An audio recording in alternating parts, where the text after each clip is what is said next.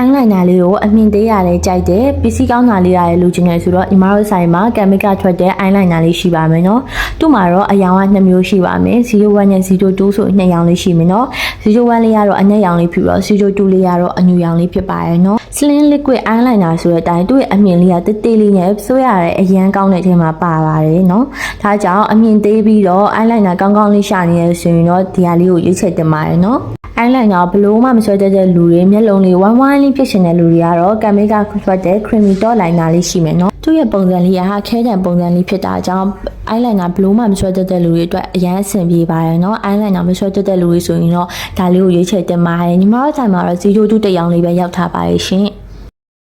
မျက်တောင်လေးကိုရှည်ရှည်လေးနဲ့ကော့ကော့လေးကြိုက်တယ်ဆိုရင်တော့ Chemica ထွက်တဲ့ mascara လေးကိုတုံးကြည့်ဖို့အကြံပြုပါတယ်နော်သူကတော့01တစ်ရောင်လေးညီမတို့ဆိုင်မှာရောက်ထားပါတယ်ရှင်